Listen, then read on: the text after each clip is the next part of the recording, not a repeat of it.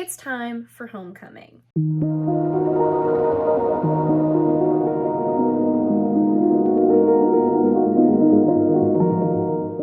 Hey guys, it's Sarah. Welcome back to another video here on my channel.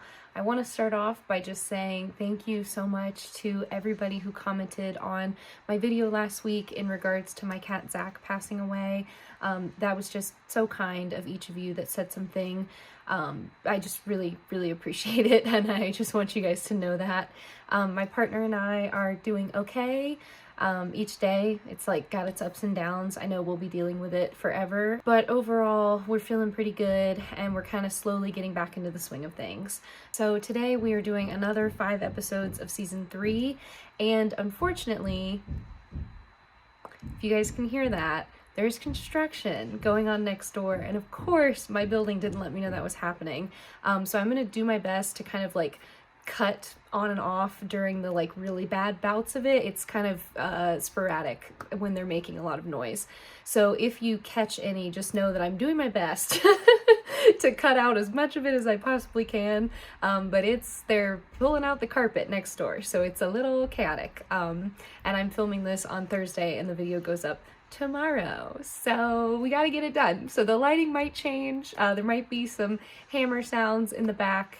I apologize for all of that. If you are enjoying this series, please go ahead and subscribe to the channel. I'm here every Friday. Right now we're going through the entirety of the Vampire Diaries, and then we're going to move on to the originals and legacies, the 2 spin-offs. And then I do have several other shows that I'm planning on making recaps for. I'm absolutely loving this style of content and the little community we're building here. It's just, it's bringing me so much joy each week as I get to work on these videos for y'all.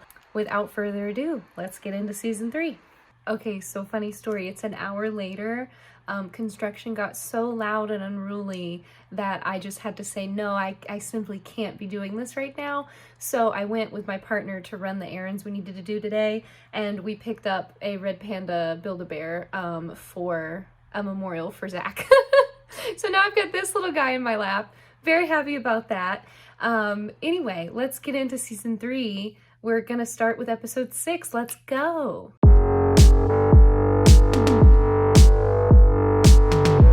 So we open up this episode with Elena in bed. Remember, episode 5, she had a very rough time, okay? So she gets up, she's getting ready for school. She covers up the bites on her neck from the high school where everyone was using her as a human blood bag. It's not good. Rick meets her. It's super early. It's like still dark outside when she's getting up. So in the back of your mind, you're kind of like, is she going to school? Well, then she runs into a very hungover Rick in the hallway, and she's like, good morning, Rick. And he's just like, oh God. And he takes her to the woods, and you realize that they're doing preschool training.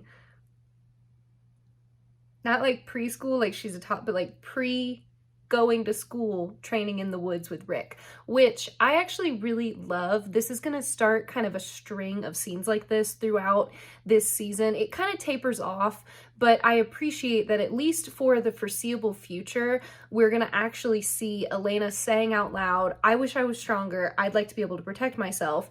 And then actually going through with doing those in scenes. So she's going to be working out a little bit. She's going to be running, just little things.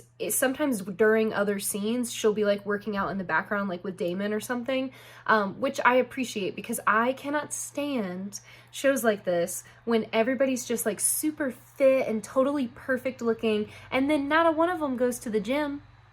We kind of touched on this with like Matt and Tyler looking like this when they're in high school, but I mean, at least we see them in the gym a couple times for football.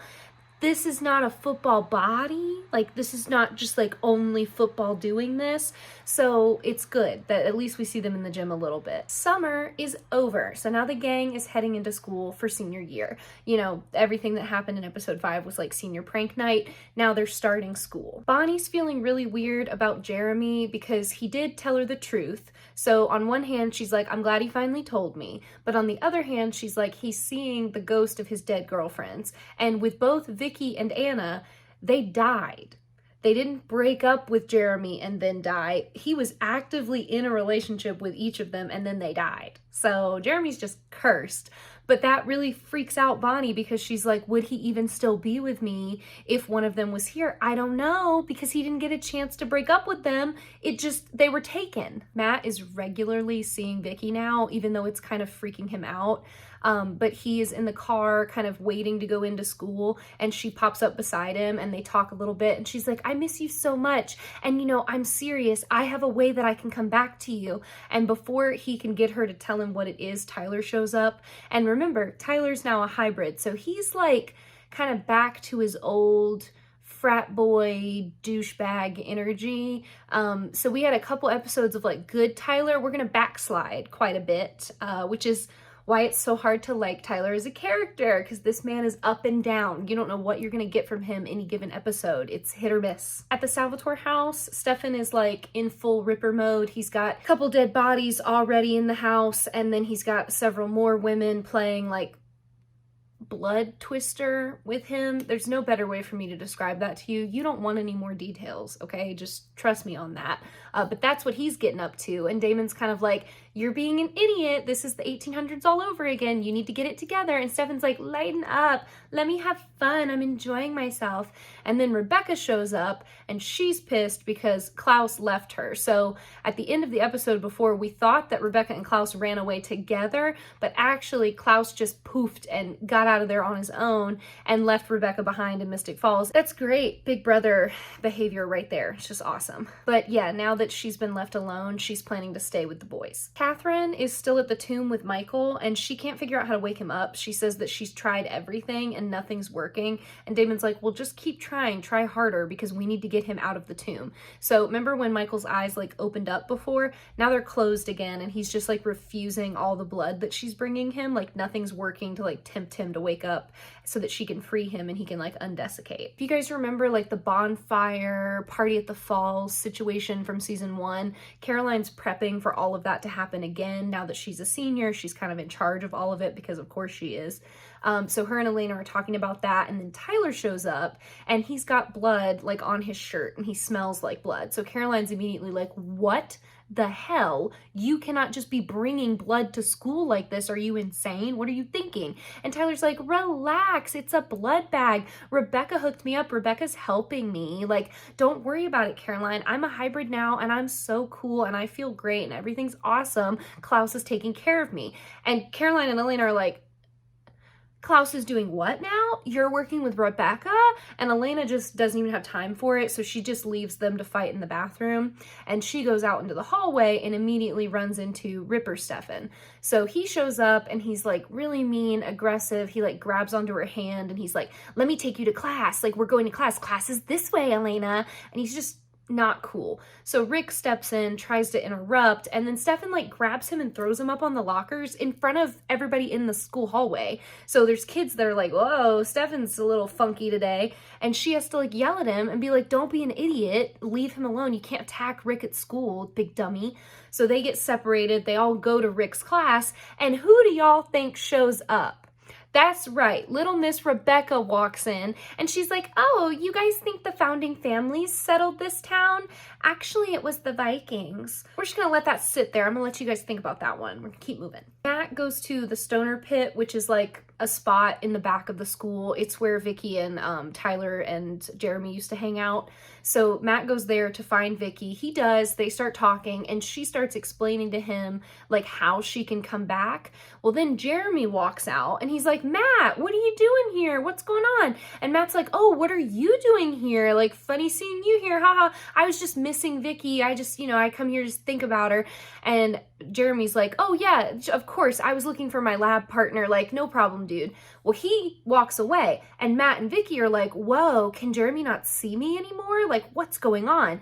Cut to Jeremy in the bathroom with freaking Anna, because of course, and they're talking about how, oh my God, Matt was talking to Vicky right out in the open. Like, that's not good. What's going on? So now everybody kind of knows Matt is actually seeing Vicky, and Anna launches into a discussion about how if Vicky wants to come back, she's probably working with a witch. And like, basically the idea is that if a ghost can get given access to a living person and suck off a little bit of their life force, they can get like a foothold into the world. So Vicky's basically like, Matt, I can use you. This witch says I can use you and that'll work. And Anna's like, we can't trust the witch Vicky's using because she's evil. It's not going to be good. So Jeremy, Anna on team, don't let Vicky come back. But of course, Matt is talking to his dead sister and he's like, I'll do anything to be able to see you again. Like, absolutely, what do we need to do? I see where he's coming from. As an older sibling of 4, I see where he's coming from, but it doesn't mean it's a good choice. After school at football/cheer practice, Rebecca shows up and she's basically like, hi Caroline, I'm here to steal your entire life, maybe even your boyfriend. Not good, okay? Rebecca is not a fun girl to be around in high school. She's like my nightmare, okay? I would not have liked her in school. So she shows Caroline up in cheer practice. She does like a whole roundhouse back handspring situation into a split. Tyler, at the same time, uses compulsion on the football coach to get them released early so that they can go get ready for the bonfire. Caroline goes over to him and is like, dude, what are you doing? You've got to be more subtle. Like, you can't keep acting like this. And Tyler's like, acting like what? Like my best self? Let me live my life, Caroline. I'm doing great. And Caroline's just like, whoa. Back up, dude. And then this is where Rebecca does her little flippy thing. And Tyler looks over and is like, oh, damn, girl's got moves. He's like not even serious about it. He's just back to being like annoying Tyler, you know? It's like, I don't think he would really actually even do anything with Rebecca, but it's the fact that he's got the nerve to say that in front of his girlfriend, who he knows is anxious and has issues with jealousy. Like, just don't be a jerk, dude. There's also an incredible moment that feels like Paul Wesley improv'd most of it, where Elena's running on the track and Stefan shows up and starts like running with her. And he's like, what are we doing? We running? We getting into shape? Is it because you want to beat me? That's so funny. And he's just like picking on her. And then he's like, what are you going to wear to the dance? Who are you taking? You know, I just want to make sure it's not going to be like awkward or anything between us. And then he runs into somebody, immediately attacks that guy and is like, stay down. Like, don't run into me again. Watch where you're going, idiot. And Elena's like, what is your problem? And he's just like, what? What do you mean? Are you mad at me? What did I do? When he's like this, he's funny, okay? And you just have to be looking at him to know what I mean, because he's so unhinged and scary. So when he's being like downright evil, I do not enjoy it. He makes me so uncomfortable. But when Paul Wesley starts having fun with it, and you can tell that he's just like, I can say whatever I want. They're gonna let me say whatever I want. That energy comes through, and then it's kind of like, okay, that was funny, because it's less scary and more just like straight up unhinged, and you just don't know what you're gonna get with him. That I enjoy, that part of Ripper Stefan. Ripper Stefan feeding. Absolutely not. Absolutely not. Absolutely not. Negative 10 out of 10. In the crypt, Catherine tries one more time to offer Michael human blood, and he does wake up. He can't really move because he's like full body bound in the coffin, but he wakes up enough to like move away like this, and he's like, no, get it away from me. And then when she throws the human body away, he's like, oh, thank you. And he like sort of calms down, but she's just like, dude, you have to eat. Like, if you don't eat, we can't get you out. What is wrong with you? And he just doesn't say anything else. He's just kind of like, trying to get the blood off his mouth. Oh my God. This is one of my absolute favorite scenes in the whole show. So Elena's working out in, I guess, one of the rooms in the Salvatore house. Damon comes in and he's like, what are you doing? And she's like, doing bench presses. She's like, I'm getting stronger. You know, I have to get strong. And he just comes around behind her and like just holds the bar down. And she's like, oh, Damon, what are you doing? And he's like, I'm helping you out. Come on, Buffy. Come on, Buffy is like my favorite line ever. Oh my God. I like to think that that one was maybe Ian doing some improv too.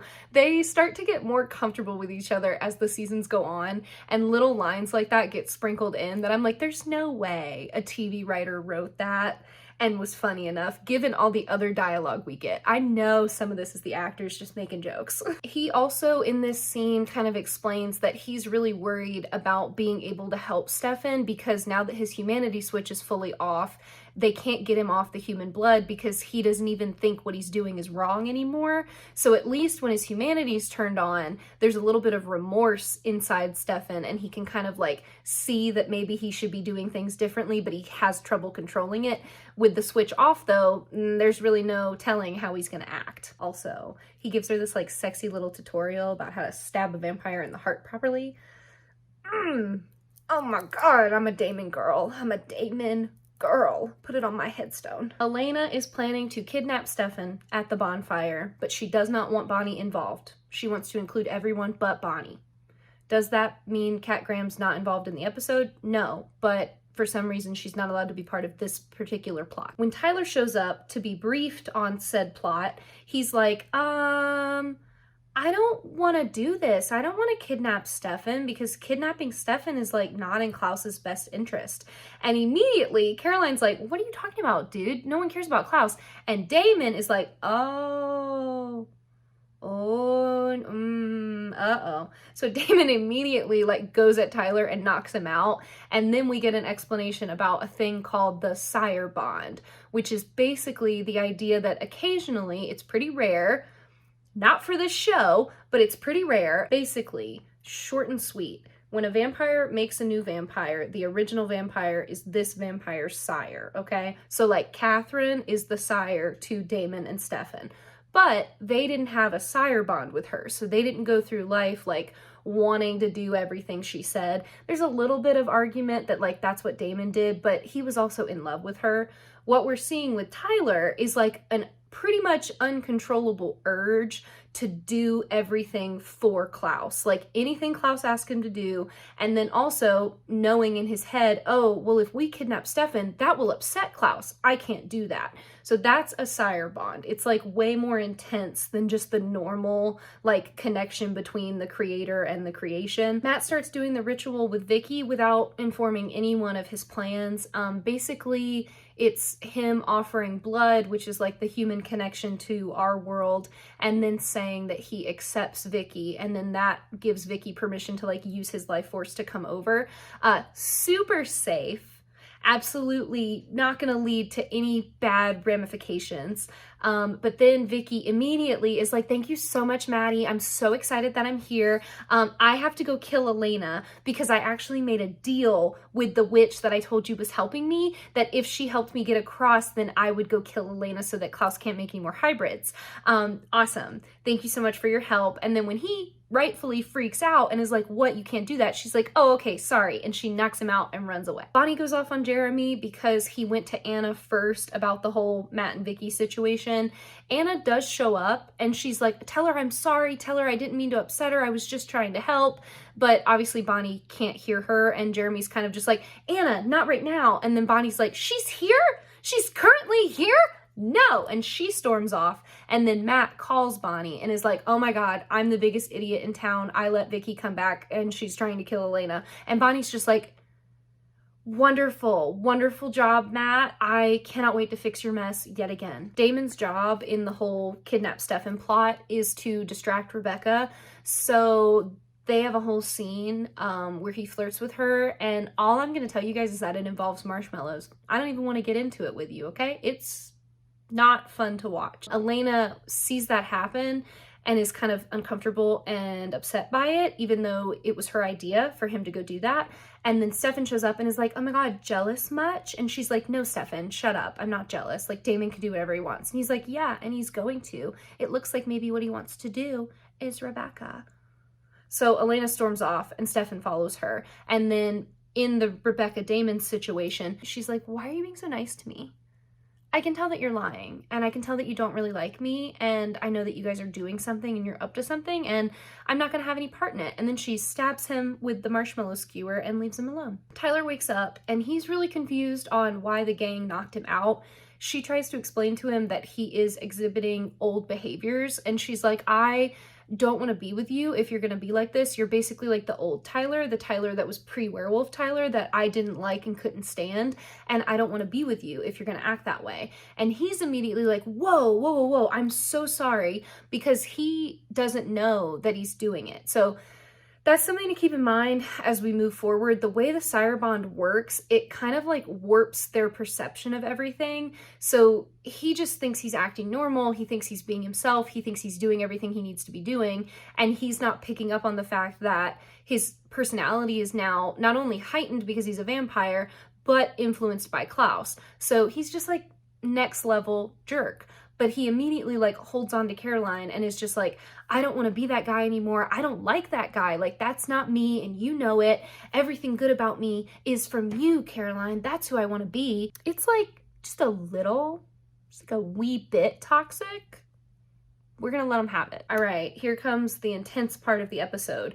Stefan follows Elena to a set of bleachers behind the high school. She climbs up to the very top and he's like, come on, get down, you're drunk, I need to take you home. She's like really playing up that she's super drunk. She climbs over the side of the railing at the top of the bleachers and is like, ooh, I'm gonna fall. Oh no, Stefan, I'm gonna fall. And he keeps like inching forward to go get her, but she doesn't actually fall. So he just keeps being like, Elena, would you stop? Please get down. She falls. He immediately catches her and he's got her bridal style, and they have this intense moment of just like longing eye contact while they're looking at each other. And she's like, I knew you wouldn't let me fall. And before he can really say anything, Rick shows up and stakes his ass, just like pew, pew, pew. And Stefan falls down, and then Elena's like, okay, we got him, good. And they kidnap. They get Stefan to the car. They get him into the back of the car. Elena gets into the passenger seat. Before Rick can get inside the driver's seat, Vicky shows up. She uses a like stolen joint to light a can of gasoline that she's poured all over the vehicle on fire. The vehicle goes up in flames. It is so intense. Rick is thankfully outside, so he starts trying to like break the window open, but he can't get in. So she wakes up Stefan, who immediately upon waking up is like, oh, Elena? Like he knows something's wrong, and he immediately starts freaking out about her. He uses the last of his strength to kick the back of the car open, and then Rick gets Elena out, and together they both grab Stefan. So now they've got him out, and obviously the plan is ruined, but we kind of have an inkling that maybe he still has lingering emotions connected to Elena. Bonnie starts to undo the spell that Matt did, and Vicky ends up getting sucked away from the burning car and into the room with Bonnie and Matt. And basically Matt has to release her again and tell her to leave, and that's what sends Vicky back to the other side. So it's super emotional for Matt to do that, but he ultimately is just like, this isn't right. You made a deal that we can't follow through with. Like, you've got to go back. I have to let you go. And then he does. Damon helps clean Elena up because she's got a little cut on her cheek from, you know, almost dying in a car explosion. And she says, I saw you flirting with Rebecca. And he's like, oh, I thought you were too drunk for that. And she's like, I was faking most of it. And he's like, so was I. Post hookup, Caroline leaves Tyler, and then almost immediately, Rebecca comes into the room, which I hate the implications of that she was just close enough nearby to know exactly when they were done and Caroline had left.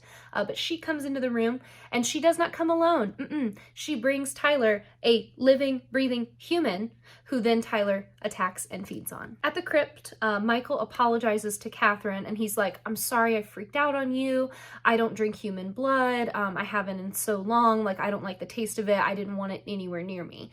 And she's like, okay. And then he asks for her to remove his chains because he's like I need to like move my arms. And she's like, okay. She gets the chains off, and she's like, you know, you'd feel even better if you would drink some freaking blood. And he's like, well, I know, but I don't eat living things. And she's like, so then, dude, what do you eat? That's right. He freaking grabs Catherine and drains her, which she's a vampire. She can't die from that, but it's really funny. Stefan confronts Elena and Rick and is basically like, you guys need to stop trying to get rid of me because clearly you need me to take care of Elena. I'm not going to let anything happen to her. Whether you like me or not, you need me around to at least do that for you. And then he asked Elena why she didn't let him die in the fire. And she's like, because I still have hope. Like, I think that we can fix you, and we're going to, and I'm not going to give up on you. And he's like, oh, that makes you so pathetic. You're such a dumb human. And she's like, actually, Stefan, it makes me strong. And then she uses like the stake. It's like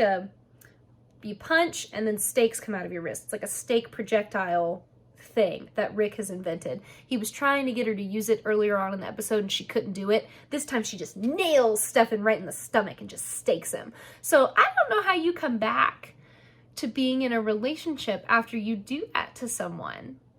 Like, he bit her, not in a cute way, in like a really bad way, and now she has staked him and tried to shoot him up with vervain several times. I don't know how we're gonna come back from this, y'all. I really don't. Jeremy calls Bonnie and is like, where are you? I wanna see you. Please, can we talk? When he hangs up, Anna's there. And she immediately is like, Jeremy, this is so not cool. Why are you thinking about me when you're calling her? Like, I shouldn't be here. You need to stop calling on me, especially in connection to you and Bonnie. It's so uncool.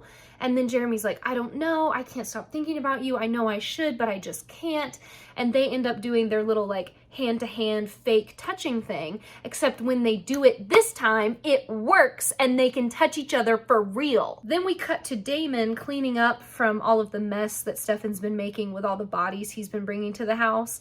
And somebody starts like flying around the house, bothering him and breaking things. And he's kind of like, Stefan, what is this? Like a Ripper game? Leave me alone. This is so not funny. Knock it off. Well, it's not Stefan. It's actually Mason freaking Lockwood. And he shows up and just bodies Damon into a wall. And then the final shot is him being like, haha, this is gonna be fun.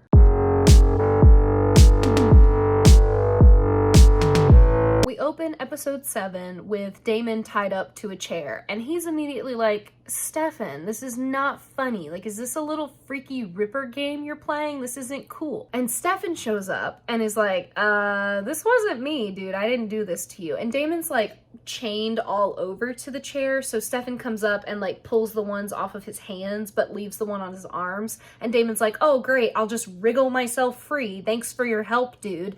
And then obviously it's not Stefan that did this to him, it's Mason. So Mason walks over to the living room window and just rips open the curtains, and he took Damon's ring off, so Damon starts to barbecue in the chair. Carol kicks off yet another founding family event in the park this time, so everybody's kind of gathered to listen to one of the founding family members talk. Jeremy is chilling in the crowd, holding hands with Anna, and Anna at this point, remember before when she was like, we shouldn't be doing this to Bonnie. Now she's like, don't tell anyone that you can see me and you're hanging out with me because people won't like it. Bonnie basically thinks that the witches are punishing her because she brought Jeremy back, and that's why Jeremy can see Anna and Vicky, so she just says that it's her punishment and she's gonna have to live with it. Damon shows up and tells Bonnie that he's being haunted by Mason Lockwood, so something went wrong with the Return Vicky spell. Then Bonnie's grimoire opens up and it falls open to a page that has a spell that would help her reveal the ghosts that are haunting the town. Elena wants Jeremy to try to get in contact with Lexi on the other side, and he explains like he can't see anybody else, but she's like, you're the only person that can like actively talk to them,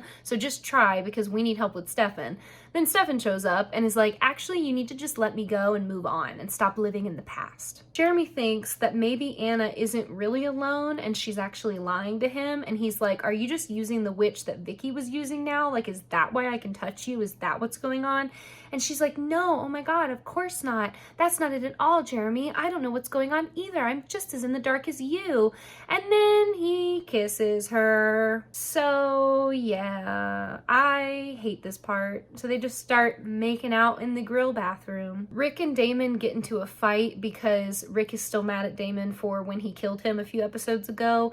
And Damon is just like, dude, I need you to like let that go and get back on board with being my bestie because Mason Lockwood's trying to kill me from the afterlife. Bonnie and Caroline go to the witch house to try to do the spell to reveal the ghost. It works, and Bonnie's like standing over her grimoire, and all of a sudden when she opens her eyes, Grams is with her. So every time Bonnie's been using her magic, Grams has been helping her from the other side, which if that isn't the cutest thing you've ever heard, I don't know what to tell you because that is adorable. Elena goes into the bathroom at the grill and catches Jeremy making out with Anna. Lexi shows up and attacks Stefan, and then Mason Lockwood is like, delicious, and sets a drink down at the bar where Rick and Damon are standing. Bonnie and Grams have an absolutely incredible reunion. Grams is basically like, you're right, there's consequences because you brought Jeremy back. There's a really old witch on our side that is like abusing the door that you left open when you let Jeremy come back over. So now that witch is like wedged the door between worlds open and more ghosts are being able to like slip through and get back into Mystic Falls. And Grams is like, it's your job now to close it. We've got to figure out how to do that. Basically, the old witch that they're talking about draws power from the talisman, which is Elena's necklace, and so they need to destroy it. So at this point, we can assume that this old witch is the original witch, probably that same one that put the spell on the necklace for Klaus. It's that witch. Elena just freaking goes into Jeremy for making out with Anna and getting caught. She is so disappointed in him. He's kind of just in shock that he did it, and Anna's just kind of there like, ooh, this is so awkward. Lexi just knocks Stefan out and kidnaps him. She takes him to the old cell next to the church where Caroline's dad kept her. Her plan is to starve him and free him from the bloodlust, and then she's like, once the bloodlust is gone, we can start trying to work on getting him to turn his humanity switch back on. So her plan is to use, it's not really explained if it's like a Lexi power, like if she's just doing it in his mind with like the vampire head dive stuff, or if it's because Lexi is a ghost. But basically she like fast tracks the desiccation process. So she goes into his mind somehow and starts making him like experience like a really sped up version of desiccation to get the human blood out of him so that he stops craving it. Mason is actually like, dude, I don't actually want revenge on you. I just want you to tell me you're sorry for what you did because I need your help. So just tell me you're sorry and I'll let you help me with what I need. And Damon gives him like the weakest apology ever. He's basically like, sometimes I do things I don't have to do. And Rick is like, oh my God. But Mason just starts laughing and is like, yeah, whatever, dude. Meet me at the Lockwood cellar. I need your help with something. So they go to the cellar and Damon like breaks down a certain wall and they find a tunnel. They go into the tunnel and Mason is basically like, if we can figure out where this leads, we're going to find a weapon that my family had that can be used to kill an original. Why does his family have this super secret weapon? Don't worry. Like, we'll get to that later. It'll kind of make more sense in a little bit. Stefan starts to properly hallucinate. Lexi is doing everything she can to make it go really quickly, but Caroline calls and is like, look, we have to close the door because there's a lot of ghosts back and it's not going well, so we need your necklace. Elena's like, I don't have my necklace. It's with Damon. Caroline's like, great, I'll call Damon. And then Caroline lets it slip that Jeremy and Anna kissed, and Bonnie is very upset. While looking for Anna in the crowd at the park, Jeremy runs into Frederick. Yes, the bad, scary vampire from the tomb is back along with pretty much everyone else. Stefan starts begging Elena for help and he's like, I love you, please, I'll do whatever you want. I love you so much, let me go. Don't let her do this to me. And Elena's like, I don't believe you, I think you're lying. And he's like, you're right, I am lying. I hate you, and I wasted so much time with you and I wish I'd never met you. So he just like immediately flips. And Lexi's like, this is good, this is a good thing, this is good. Because what comes after getting rid of the bloodlust is making him feel things. And that means pain, anger, sadness, guilt, anything. And Lexi explains that like those emotions are easier than like getting him to like believe in love again or be hopeful or happy. It would be easier to just stab him repeatedly until he's like, dang, this really hurts. And he's flooded with all the emotions from the past couple months. Caroline and Bonnie cannot find the necklace at Damon's. So Caroline's like, look, Jeremy, I know Anna took it, okay? I just feel it in my gut that Anna took it. Jeremy turns to Anna and is like, did you take it? And Anna's like, no, oh my God, of course not. I can't believe you think I would do that. And he's like, oh, I don't. I'm just asking. Damn. And then she just disappears before he can question her any further. So Damon and Mason are exploring in the tunnel and then they hit a point where there's a booby trap and Damon basically gets like double impaled so that he can't go backwards or forwards. And before Mason can help him, Mason disappears. Jeremy really doesn't want to close the gate because he's still in love with Anna. He tells Elena that like he loved her when she died and he still loves her. He's always loved her. He doesn't know what to do. He feels terrible for hurting Bonnie, but now he's got a second chance with the person that he really cares about. Anna shows up and Elena is basically just like, you have to let him go. Like, you're holding him back and you know it. Like, you need to let him move on and live his life. So then we cut to Anna and she's looking at Jeremy and he's like, hey, it's okay, don't listen to her. Anna holds up the necklace. So she did freaking take it. She's a little liar.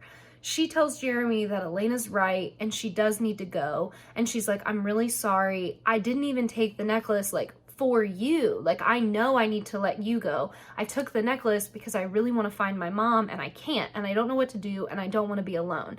And he just holds her while she has like a breakdown about this. So we cut to Damon bleeding out in the booby trap, and then Mason shows up and is like, hey, I'm sorry, and he saves him. And he basically says, you know, the reason why I don't want revenge on you, the reason why I don't really care is that there's more important things. Like, being on the other side has taught me that, like, being angry, being guilty, what good does it do? I'm dead. I just want to hopefully help Tyler, and that's why I need you to help me figure this out, because we've got to get him free from Klaus. Caroline and Bonnie run into Carol, who's been in a car accident, and then they see all of the tomb vampires converging on her car. So Caroline gets out to fight all of them, and then Bonnie rushes off to go do the spell. Lexi needs more time to finish like getting Stefan unraveled completely, and then Elena brings up, I'm sorry, you know, they're gonna break the necklace, there's nothing we can do, I can't keep you here any longer.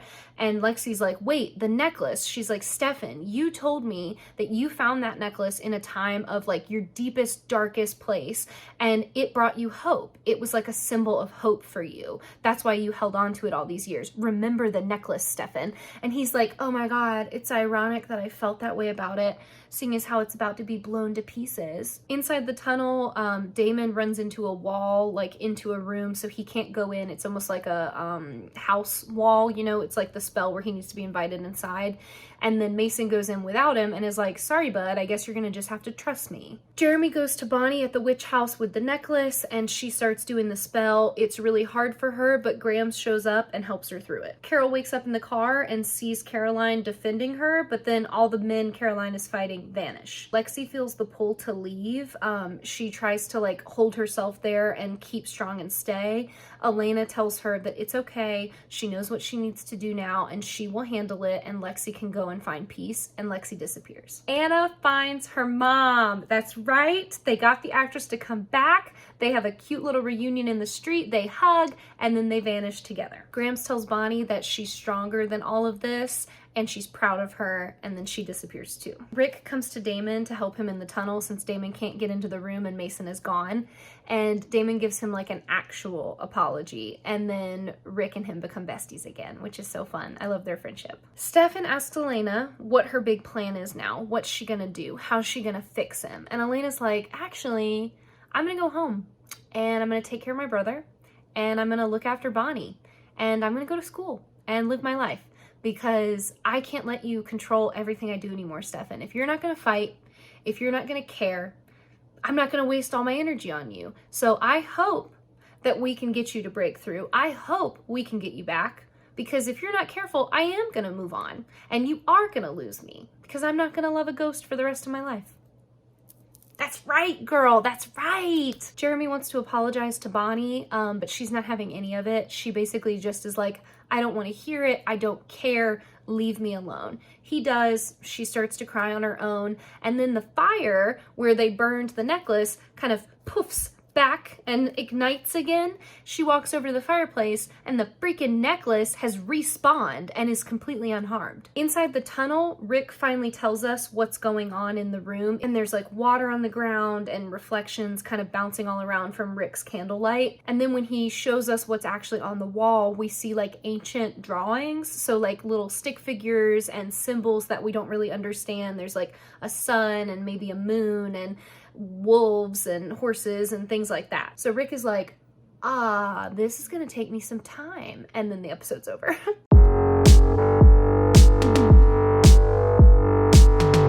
All right, episode 8 opens with Rick taking Elena in to see the tunnel room. There's a funny moment where she's like standing in the doorway and she's like, whoa, what am I looking at, Rick? And then from behind her, somebody goes, boo, and it's Damon, and he's just like, hi, but he can't come in, so he's just like hovering at her back, like creepily pressed up against like the little invisible wall. And she's like, Damon, that's not funny, what the heck? And he's like, haha, just messing with you. I love getting to see him start to be funny and silly with her.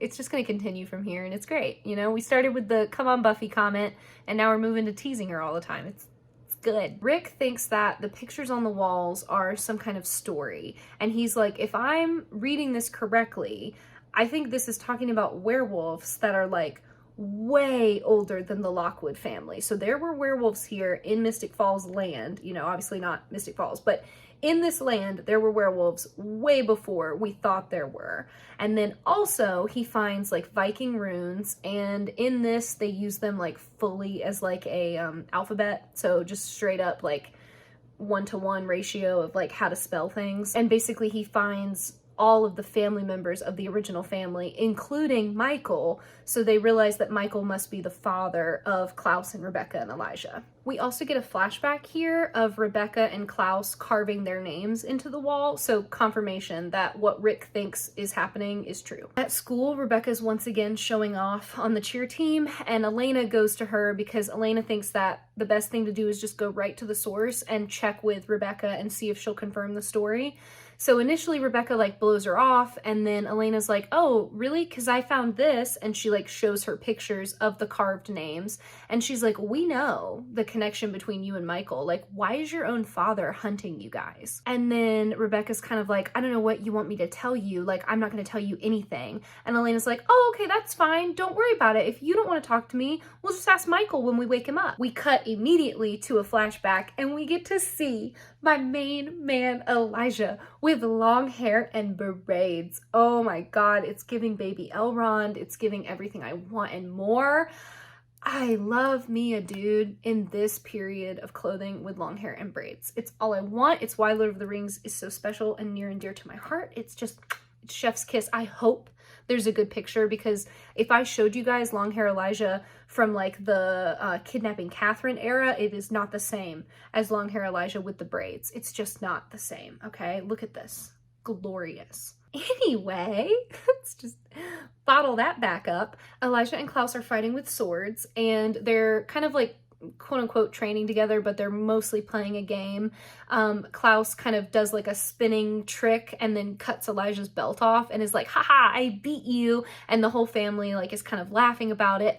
Well, then Michael, and for the first time we see their mom walk up, and she's immediately like, oh, Michael, don't be too hard on him. Like he was just playing around. He was just having fun. And Michael's like, yeah, that's the problem. And he just 0 to 100. He's like, pick up your sword, Klaus. Let's fight. You want to play a game? Teach me your game. And he starts like trying to freaking kill his own son. And none of the other boys do anything about it. And the mom and Rebecca are just like, oh no. And Klaus is like, Dad, please. I'm sorry. I didn't mean it. And Michael's like, oh, you don't want to play the game with me? You don't want to play the game? Huh. And he like pushes him down to the ground. And the mom is like, wow, please don't kill him in front of all of us. And Michael's like, you have to learn. You're foolish and insolent and ridiculous. And then he like stabs the ground, and Klaus is just like, huh, because he fully thinks he's gonna just stab him in the face. Like, wow. So, I mean, if y'all were going into this thinking you were never gonna feel any empathy towards Klaus,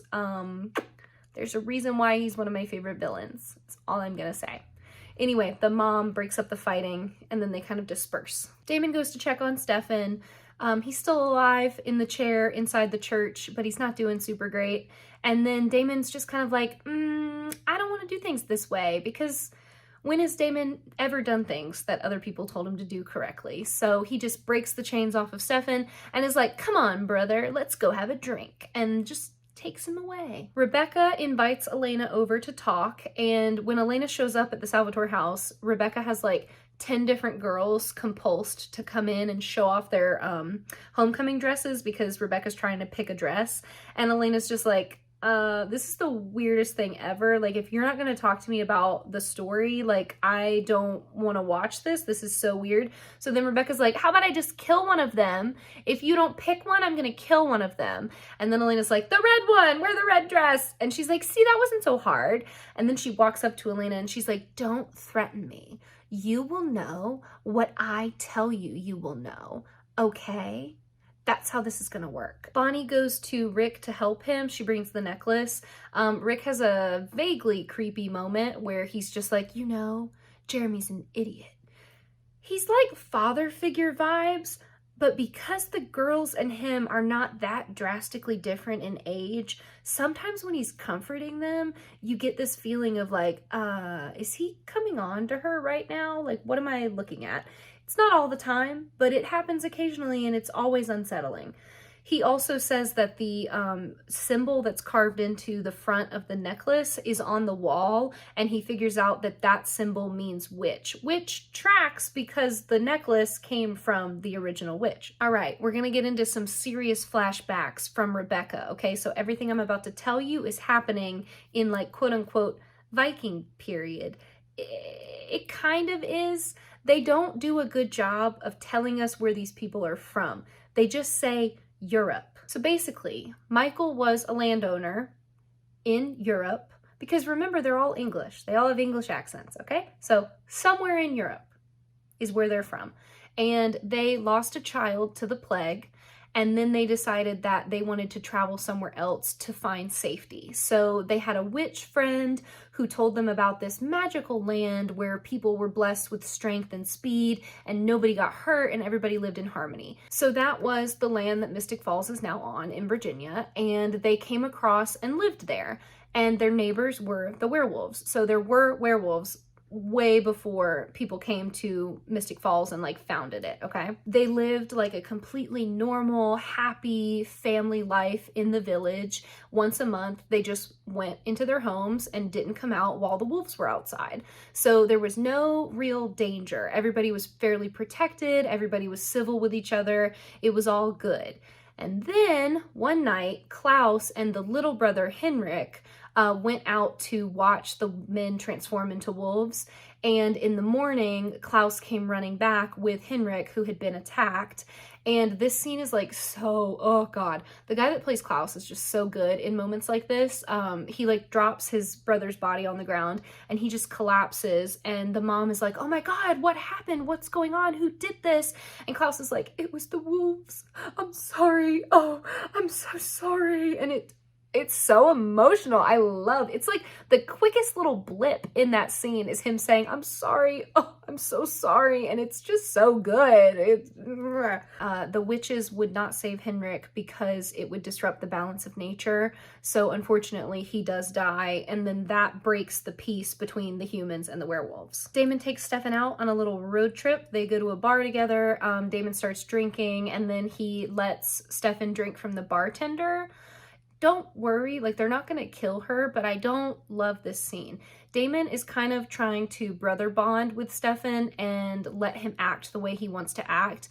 I'm assuming kind of in hopes that it will click in Stefan's head that he shouldn't be acting this way. We never really get what Damon was hoping for here. But I think that's what it was. I think he was hoping if he could just get him out, remind him to have fun, remind him that they're brothers and they love each other, that would work. I'm with Elena. I think we should have stuck with Lexi's plan, but it's too late now. Rebecca says that she doesn't understand Elena and Stefan as a couple because they're so different. And Elena's kind of like, yeah, that's because you don't actually know Stefan. Like, you never met him for real. And Rebecca's like, girl, actually, I know everything I need to know about him. I know that he's a predator. I know that he doesn't have time to worry about humans. And you're an idiot for ever thinking that you were actually going to have a life with him as vampire and human. Like, that was never going to work. And Elena hits her with, yeah, well, if you think vampires don't care about human things, why are you so worried about going to the homecoming dance? Rebecca just like deflects hardcore and is like, speaking of the necklace, which they weren't, that was never Stefan's to give to you because it belonged to the original witch. And that's the one that put the curse on Klaus. So that should have been with me and I should have been able to keep it in the family. We start going into more of the backstory and we learn that after Henrik's death, their mother really wanted them to be protected. They just didn't want to lose any more children because at this point they've lost 2 children, one to the plague, one to the werewolves. Michael didn't want to run away from the wolves. He wanted to be bigger and stronger and better than them. But the witch that they brought with them from Europe, her name was Ayana, and she was like, absolutely not. I'm not helping you guys with this.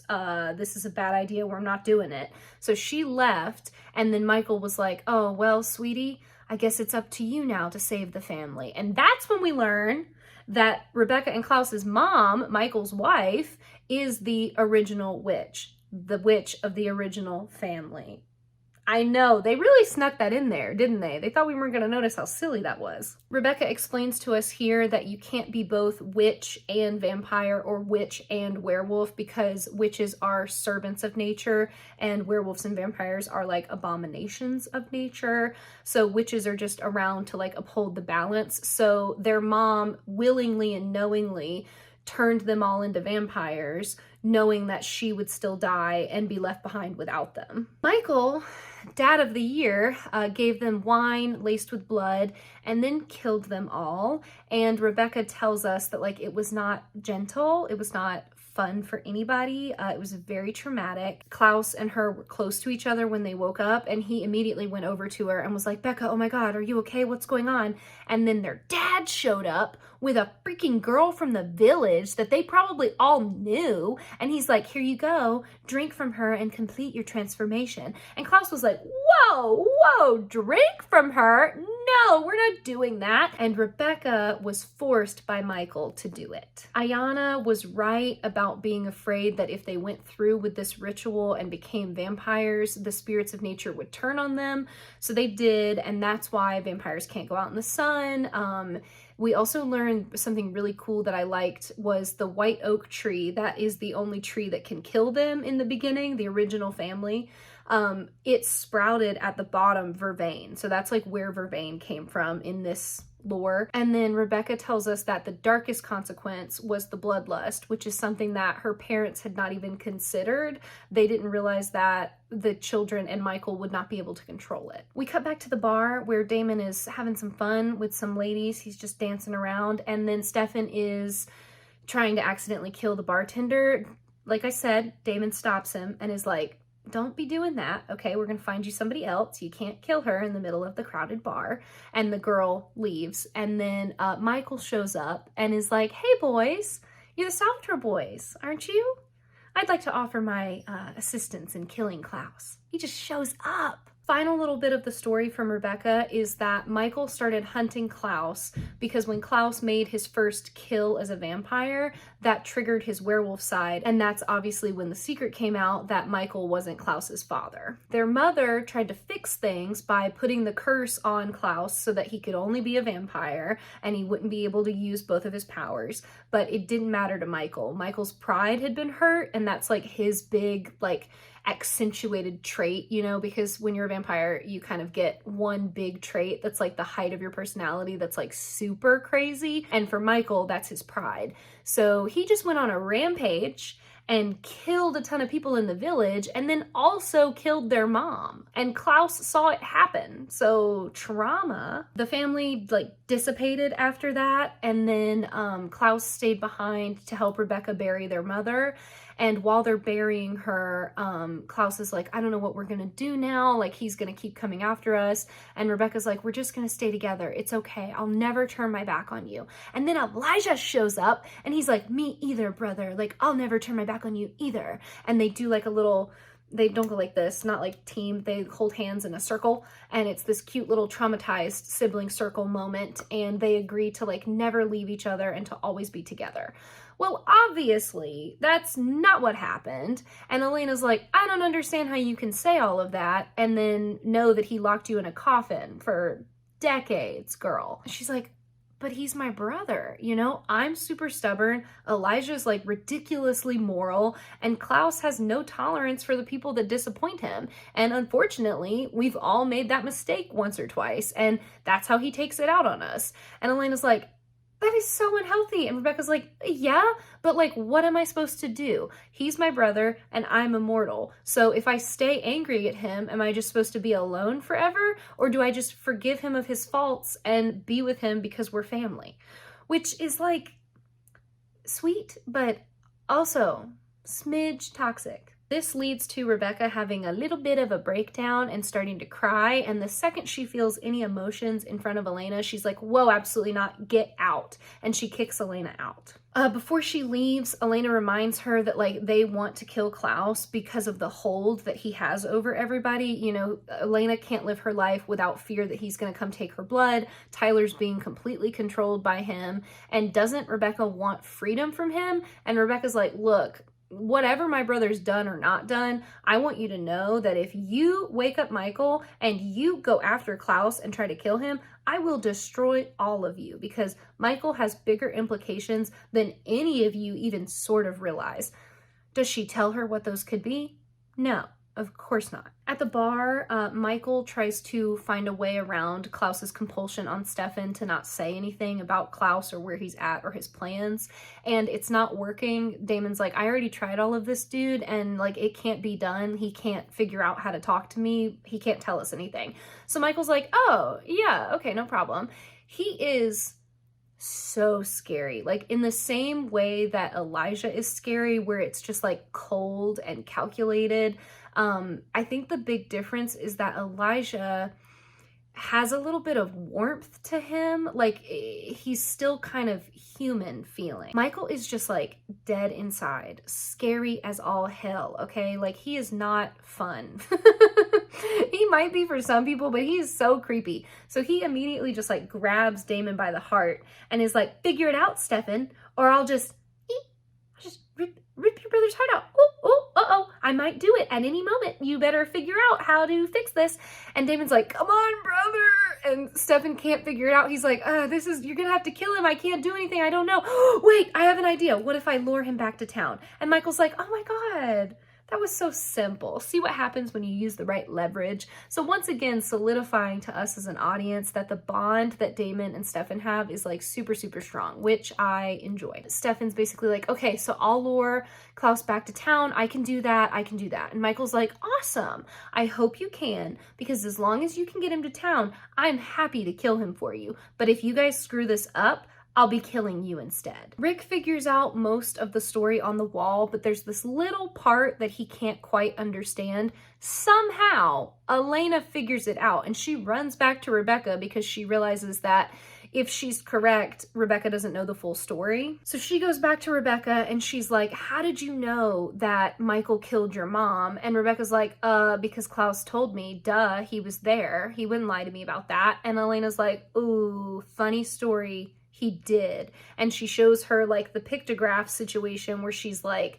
I figured out that this and this means sun and moon, so this is the symbol for Klaus, and then this is the symbol for your mom, and this is the symbol for death, so this is what happened. It wasn't Michael, it was Klaus.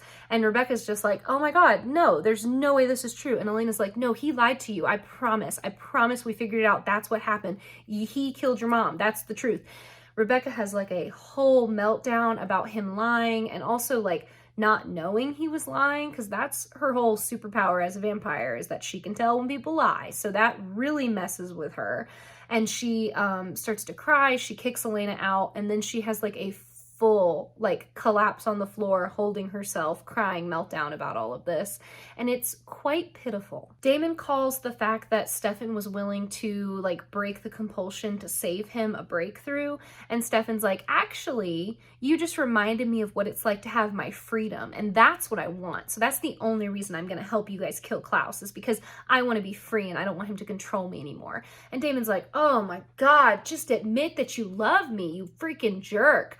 Anyway, I'm only helping you because I owe you, and I don't want to leave you behind to rot in a cell, okay? You deserve better than that. Stefan teases him about it, and then Damon just like knocks back and hits him in the face, and then he kicks his ass a little. But Stefan laughs. Elena comes home and finds Damon waiting for her in her bed, and this is not a sexual scene by any means, but she basically is like, can you just go? I want to go to sleep. And he's like, no, I need you to yell at me. I need you to tell me I'm an idiot for going after Stefan and going rogue and doing all this stuff without you. Go ahead, yell at me, yell at me. And she's like, Damon, I'm too tired. I just want to go to bed. And he's like, oh, but this is no fun. So she just gets in bed with him there. She's under the covers. He's on top of the covers. And she starts talking to him about her day. And she gives us a really good line about Rebecca here, where she's basically like, you know, I actually figured out that Rebecca's just a girl, and she loves blindly and recklessly. She doesn't care if it consumes her. She lost her mom too early. It completely skewed her worldview. She trusted her brother and he was lying to her. She's just a girl, which I love that, okay? I love that because that's so true and it's so good. And comes back to that whole thing that I was talking to you guys about before, which is like the behavior that Rebecca exhibits. If she was a dude, we would view it differently. But because she's a girl acting this way, she becomes like bratty and bossy and shallow. Then they're in the dark and they're basically cuddling. He's like laying on his back and she's kind of laying on her side and they're looking at each other. She says that she's pretty sure that the only way they're going to get Stefan back is because he loves Damon. She's like, it's not going to have anything to do with me. And I feel better now that I know that. Like, he's going to come back to us because he loves you. And that's what's important. And then she feels safe enough to fall asleep with him there in bed with her. And she's like, can I tell you the rest tomorrow? And he's like, yeah, of course. And they go to sleep.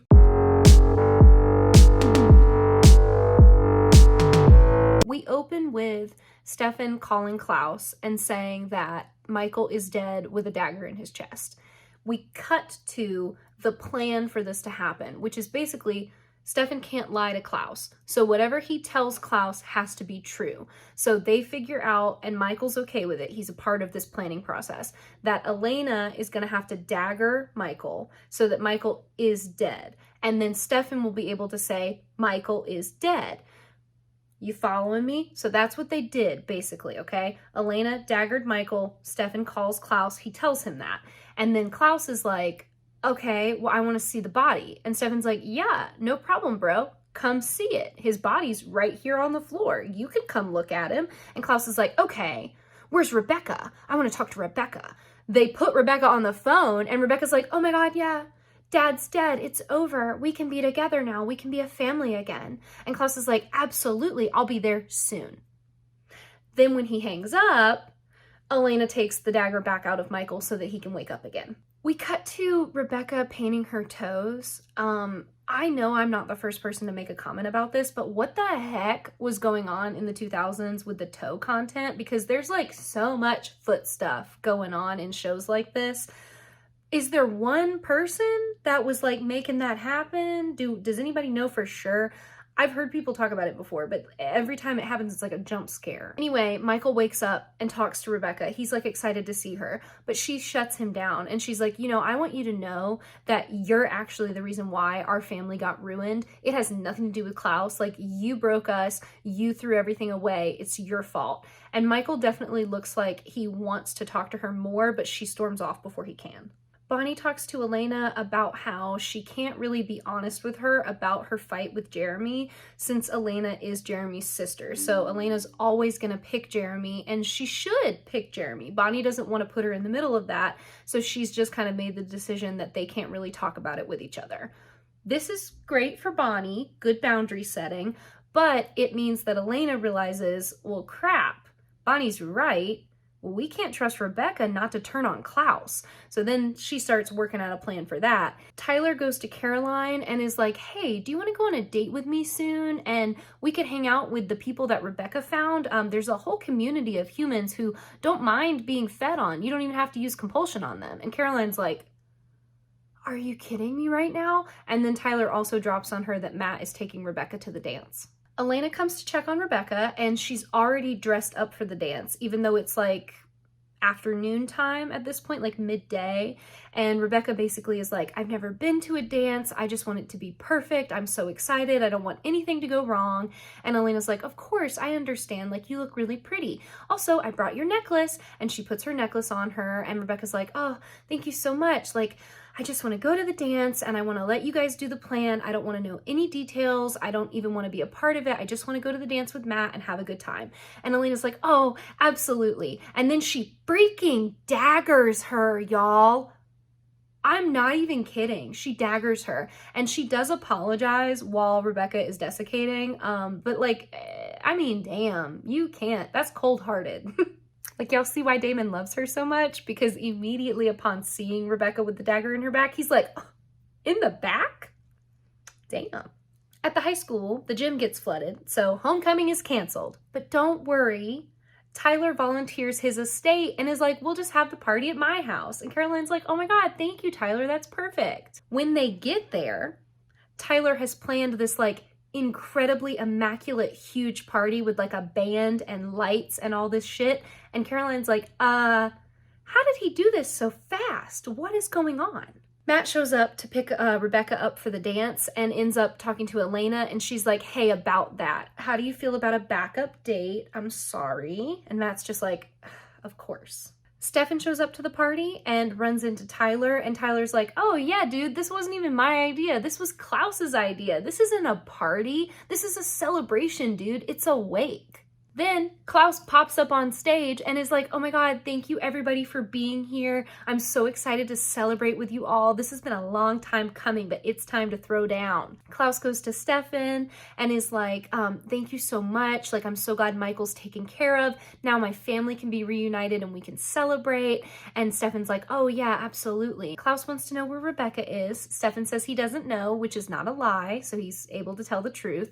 And then Klaus is like, okay, that's weird that you don't know where she is, but whatever. I want you to bring Michael's body to me so that I can properly kill him. And if you do that for me, Stefan, I'll give you your freedom. Michael shows Damon the fancy stake that's made out of the white oak tree that can be used to kill an original. And he basically is like, I don't feed on humans anymore because I wanted to feed on the predator and not the prey. I didn't want to keep killing innocent people, which is a funny take from a man who rampaged and killed like half the village because his son wasn't his son. Stefan shows up and is like, hey guys, we ready to go to the party? Let's head on out. Klaus is here. It's time to go. And then Michael attacks Stefan and knocks him out. And Damon's like, couldn't you have just broken his neck? And Michael's like, yeah, that did occur to me, but I'm hungry, so. And then Michael and Damon head out together to go get Klaus. At the party, Klaus goes to Tyler and is just like, you know, I hope nothing's going on tonight that you're not telling me about, because if anything happens, I brought my friends. And he like gestures around to the party and there's all these hybrids invited. He's like, I brought these guys. They'll kill your friends on sight if anybody like makes any kind of move towards me. So I hope nobody's planning anything, Tyler. So Tyler immediately goes to Caroline and he's like, what is going on? Are you guys planning something? Well, Caroline doesn't know anything because everybody was smart enough to keep her in the dark, because if she finds out something and she accidentally tells Tyler, Tyler's a liability. He doesn't believe her though, so he ends up just knocking her out with vervain so that he can get her to safety. He brings Matt in and tells Matt, like, I don't know what's going down, but something is off and I need you to get Caroline out of here so that for sure nothing happens to her. And Matt listens to him and gets Caroline out of the party. Klaus goes to Elena, who like visibly gets like very anxious when he shows up to talk to her. And he's like, what's going on, love? Or are you nervous? What's wrong? And she's like, I'm not nervous.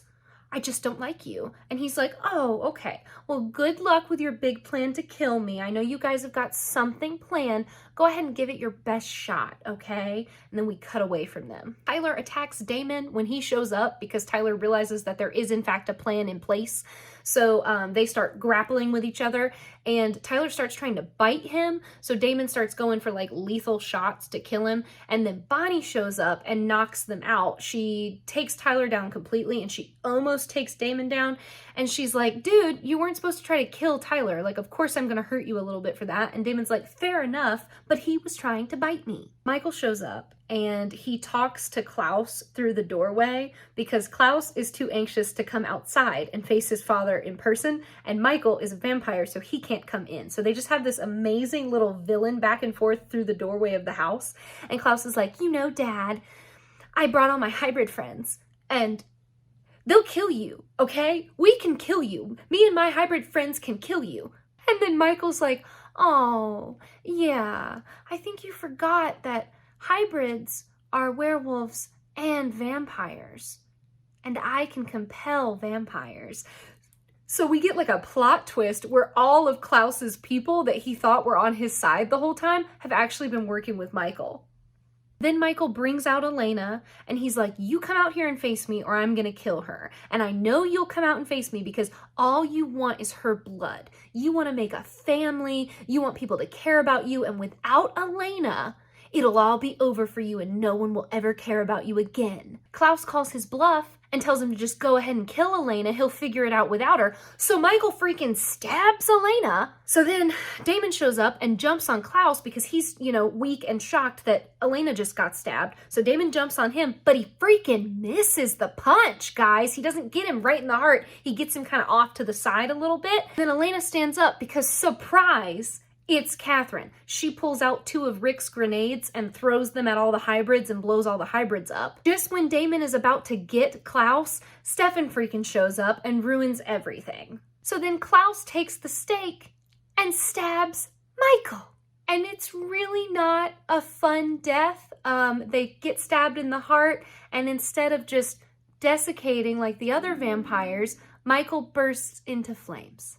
And then Klaus removes the compulsion from Stefan and gives him back his freedom because he said he would. So he's like, here you go, your little present for doing what I asked. And Damon runs away before Stefan can say anything else to him. Yes, it all happens that fast. It is like maybe a 2-minute scene. So Caroline wakes up and she's mad at Tyler for taking her out of the party, but he gets her to admit that, like, had he told her something was gonna go down, she would have stayed anyway. So he's like, don't act like you wouldn't have done the same thing to keep me safe, dude. They start having a conversation about his behavior and how the Sire bond really scares her, and he basically is like, you know, I need you to know that I don't care because I view myself as better now. I don't care if Klaus controls me because the moon controlled me before. So at least now, with Klaus's help, I don't have to turn into a werewolf ever again. I can just never change if that's what I want. And that's what I want, Caroline. It was horrible before and now I'm better. Why can't you see that I'm fixed? Caroline's like, I don't know how you're asking me to be okay with you being a bad guy now. And he's like, I'm not a bad guy, Caroline. I'm just me. Like, this is me, but better. Please don't turn your back on me. She can't agree to that. So he's just like, oh, wow, okay. And they basically break up without saying the words. Damon has a complete meltdown about the fact that the plan failed and also that he missed, you know, when he was supposed to stake Klaus in the heart, he missed a little bit. So he's a meltdown. Elena grabs him by the face and she calms him down and she's just like, we are going to figure this out. We're going to survive. It's going to be okay. And he's like, we're never going to get Stefan back now. And she's like, yes, we will. We'll figure it out. And then before they can kiss, his phone rings and it's Catherine. And she's like, hey, Damon, I'm sorry the plan fell through. It was a good plan. Now you guys are all screwed. I'm going back into hiding. Goodbye. In Catherine's car, she says, he doesn't know what happened to the plan. He doesn't know why it fell through. And it swivels and Stefan freaking Salvatore's in her passenger seat. And he's like, good, he doesn't need to. So we cut to Catherine, who now we know that the Elena that went to homecoming with Matt was Catherine the whole time, okay? So when Klaus went to her and said, like, try your little plan, whatever you want, it won't work, he ended up saying, if you kill me or make a move against me, Damon is also going to die. I told all the hybrids to kill Damon upon my death. So Catherine went immediately to Stefan, woke him up after Michael had knocked him out, and told him all of that. And Stefan was like, okay, all right, well, we just back out of the plan. We'll just tell them, call the plan off. And she's like, no, you don't understand. Michael's not going to let us do that. If we mess up the plan on purpose, then he's just going to kill all of us in payment for not killing Klaus. So Stefan's like, okay, what do we do? And Catherine's like, I can't do anything. I have to go back to the party and do everything the way I'm supposed to so that nobody knows that I'm a part of this.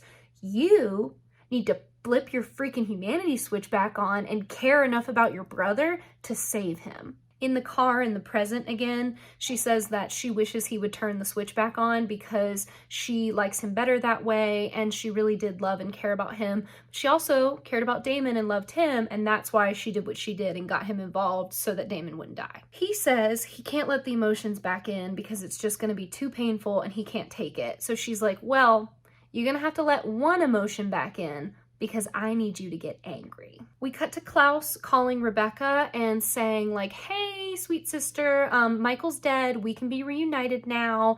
Everything's gonna be fine. We're all gonna be a happy family again. I'm gonna go get our family members.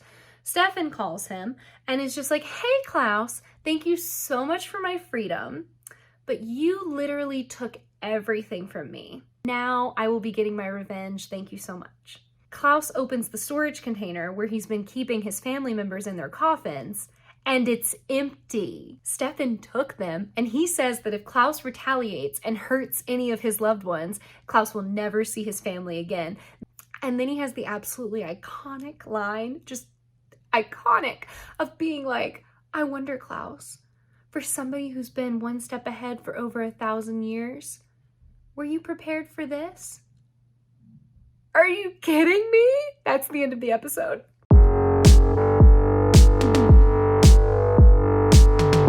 Episode 10 opens with Bonnie being led to the witch house. The voices of the witches are back. Remember, they left her in the connection because of what she did with Jeremy, but they're back and they're talking to her. They lead her through the house into a room with the coffins of the original family members. She opens one of them and Klaus is inside, holding the necklace. Then she hears somebody behind her, and when she turns around, she wakes up and it's actually a dream. Elena is running. This is another one of her like training scenes. So she's running in the morning before school. Somebody is running behind her and it's just a dude like in a hoodie, but she gets really spooked and starts trying to like get away from him. She ends up losing him, and then when she turns around, he's in front of her again and he's like, whoa, I'm sorry, like I gotta look where I'm going better, like my bad, I didn't mean to scare you. And she's like, it's fine, it's okay. Then when she recounts all of that to Bonnie, she's like, I feel crazy. I feel like I'm so paranoid. I don't know what to do with myself. And Bonnie's like, dude, we've had so many traumatic experiences back to back to back. It's normal for us to feel a little off, I think. And she tells Elena that she's still been having the weird nightmare dream about Klaus in the coffin, and they don't know what any of it means. We learn here that because they don't know about the coffins being taken, they don't know about Stefan, they don't know where he is, and they just assume he's gone forever. We cut to Damon trying to get Rick to drink with him at the bar, but Rick is like hyper focused on being a teacher and a dad to Jeremy because Jeremy is slipping into old habits. So he's like failing classes, he got fired from the grill. They're just worried about him right now. Jeremy is in the woods with Tyler and they are getting drunk together and doing target practice and bonding over how life is pointless and meaningless and they should just have fun before they die. Elena checks in on Damon and she's like, I'm a little worried about you because you've kind of got your crazy eyes and I feel like at any moment you could slip back into being a homicidal murderer. He's like, no, I'm fine, but thank you for taking notice of my expressions. I love that you're paying attention to me. And she's just like, oh my God, Damon. And then Klaus shows up and is like, hey, not to freak anybody out, I'm just here to get a drink with my friend. And you guessed it, it's the guy that was running with Elena earlier. So he is in fact a hybrid and he's dangerous. This is when Klaus is like, I want Rebecca back because I want to stay in town. And also Stefan took everything from me and has my family members. And it would be a real shame if I just stayed here and ruined all of your lives until he gives them back to me, wouldn't it? Bonnie goes to the witch house in person this time and finds the basement empty, but then Stefan shows up and is like, hey, no, actually, the coffins are here and I need you to help me hide them properly. Elena and Rick confront Jeremy about his behavior, but he's having none of it and he just wants to like go about his life and have fun with Tyler. When they try to like force him to stay inside, he's like, oh yeah, no problem, Tyler, come on in. And he invites Tyler into the house, even though he knows Tyler is dangerous. And then they have like a really awkward, like they don't even get the food out. They just like pre-dinner awkwardness talking to Tyler about how he's connected to Klaus and it's dangerous. And Tyler gives us a little bit more information about the Sire bond. He basically says it's like faith, where like he just trusts Klaus to make the best decisions possible for him. So Elena's like, okay, so like if he told you to jump off a bridge, you'd be doing that. And Tyler's like, I mean, I guess so, but like he wouldn't do that. And Elena's like, right. And if he told you to rip out your own heart, Tyler's like, I mean, damn, Elena, I guess I would rip out my own heart. It's not that big of a deal. Why is everybody freaking out and looking at me weird? Klaus goes to Damon and they share a drink together for the first time. He's still looking for Rebecca, but Damon's like maintaining that he doesn't know where Rebecca is and so he can't give her back to him. When it's clear that Damon like isn't gonna offer him any help and he's just gonna be difficult, Klaus is like, you know, you guys clearly require a little bit of a demonstration, so no problem. He makes a phone call and he's like, hey, that thing I told you to do, why don't you go ahead and get on with it? And then he hangs up and Damon's like, who did you just call? We cut to Jeremy hanging up the phone. Elena's like, who was that? And he's like, oh, nothing. And then Tyler leaves the house. So it wasn't Tyler on the phone with Klaus. It was definitely Jeremy, okay? So Elena and Rick are like, oh, this is ridiculous. What are we gonna do? Tyler's so dangerous. And then when they turn back to the table, Jeremy is gone, and his Gilbert ring is on his empty plate. Elena and Rick run outside to see Jeremy standing in the middle of the street. There is a truck just like screaming towards him in this little neighborhood road. And then Rick runs out into the street, throws himself in front of Jeremy. Jeremy goes flying into the other side of the street. Rick gets hit in his place, but Rick is wearing the ring, so he's gonna be okay. It's gonna probably be fine, all right? Jeremy immediately snaps out of the compulsion and realizes what Klaus was trying to do to him, and they're all equally terrified. Tyler goes to Klaus and is like, hey, did the plan work out okay? Everything good? It all went well? And Klaus is like, oh my God, yeah, they didn't actually hit Jeremy though. They ended up running over Rick, but yeah, message received loud and clear. Like, I think Elena gets it now. And Tyler's like, what? What are you, I didn't think we were gonna hurt anybody. You didn't tell me we were gonna hurt anybody. I thought we were just gonna scare them a little bit. What the heck, dude? And Klaus is like, buddy, get in line, okay? Because I'm in charge and we're doing this my way. Damon arrives and realizes that Tyler took Jeremy's vervain bracelet, which is how Klaus was able to use compulsion on him, because remember, all of Elena's friends and family are either already vampires or wear vervain. So that means that Tyler was fully a part of the plan and it was all fake, him hanging out with Jeremy. Damon just wants to go ahead and like figure out where Klaus's family is, give them to him, and hope that he just leaves. Jeremy is like, this is ridiculous. They're just gonna keep trying to kill us. We just need to pack up and leave. Elena wants to give Klaus Rebecca because she's like, at least if we did that, then he'd have one of them back and maybe he'd leave us alone. And then she ends up calling Bonnie and she's like, Bonnie, you have to help us. I know that like we're trying to keep you out of stuff, but we need to find Stefan. Bonnie ends up just telling them like, hey, Stefan is here. He's at the witch house. The bodies are in the witch house. Just go there. So Damon and Elena go. Damon can't come in, remember, because the witches don't like him, so he's stuck outside, but Elena finds Stefan in the basement. He immediately is like, go away, Elena. Like, I don't have anything to say to you. I don't want to see you. You need to get out of here. Elena's like, I don't know how to tell you this, but Klaus is trying to kill everybody. He threatened Jeremy. Rick almost died. Like, we need help. We need to give him these bodies because he wants his family back and he's not going to stop until he gets them. And Stefan's like, yeah, I heard you the first time. I will not be helping you. This is not my problem anymore. What part of that are you not getting? When Elena is like, this is useless. He's not going to help us at all. I don't know what to do. Damon is like, relax. Go talk to Jeremy. Make sure he's okay. I will handle my brother. So he like speed zips into the house, even though every time he touches the sun, the witches burn him. And then he gets down to the basement with Stefan, and Stefan's like, wow, that was a crazy thing you just did there. Like, you did all that to see me? Wow, brother, you are wild. And Damon's like, I'm gonna freaking kill you. And he grabs Stefan and throws them back outside the house so that he can talk to him in the normal sunlight and not be like attacked by the witches. And Stefan ends up breaking and saying that he just wants to take everything from Klaus because that's what Klaus did to him, and he doesn't want him to like have any happiness anymore. And then he ends up admitting the whole plot about if we killed Klaus, Klaus was going to kill you. So now Damon knows that. Tyler goes to Jeremy and is basically like, I'm so sorry. I promised that I didn't know he was going to actually hurt you. I thought it was just going to be like a little warning or something like that. I didn't think it was going to be life or death. And then he's like, Jeremy, please go back inside because whatever's happening, like Klaus isn't done with you and I don't want you to get hurt. Rick wakes up and at first they think he's fine, but then he starts coughing up blood. So he's not actually healed from his injuries. So the ring brought him back to life, but it didn't fix him this time. So Elena's like, oh my God, crap, I have to call 911. She gets the paramedics there. They get into the house. She's like, look, he got hit by a car. Please save him. They start to work on him. And then scary jogger hybrid shows up and is like, actually guys, you should go ahead on to the hospital. We'll meet you there. And Elena's like, no, oh my God, but she can't stop them because they're under compulsion. And then the scary hybrid is like, just let me inside, Elena, and then I can heal him with my blood. Don't you want me to fix him? Don't you want Rick to be better? And before Elena can do anything, Jeremy shows the fuck up and stakes the guy. And then the guy falls down onto the porch, and Elena's like, oh my God, Jeremy, I can't believe you just did that. And Jeremy's like, out of my way, sister. He's not dead yet. He goes into the kitchen. He grabs a meat cleaver from the knife block.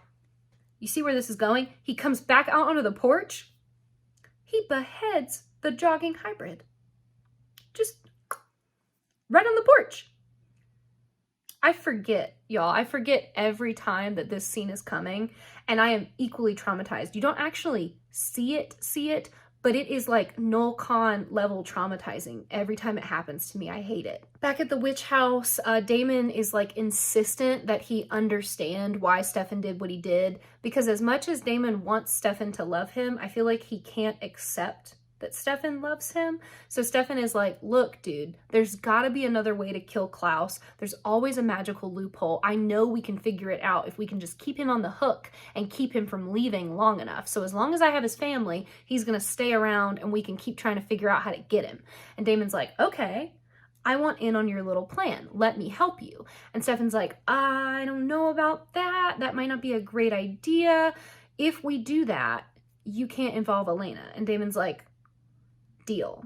Deal. So Stefan brings him inside and shows him the coffins. We cut to Rick at the hospital, waking up miraculously healed, and then Melissa Hastings, Meredith, walks in and she's his doctor and future love interest. She's super confused and shocked and awed that he's better, but he doesn't give her any information. He just bounces out and she's left standing thinking that this man is like a work from God. Elena invites Klaus over and gives him Rebecca so that he will leave Jeremy alone. He knows that she's lying about not knowing anything about Stefan and the coffins, but he ends up just being like, you know, I'll leave Jeremy alone, but I'm just gonna move on to another loved one if you're not careful. So you guys better be helping me. She tells him that she's moved on from Stefan because Klaus turned him into a monster and she doesn't know who he is anymore. So she's like, I can't help you because I don't want anything to do with Stefan anymore and I don't care where he is. Also, I told Rebecca that you're the one that killed your mom and now she knows that, so have fun with that when you wake her up. Rick and Jeremy talk about how the ring brought Rick back, but it didn't heal him.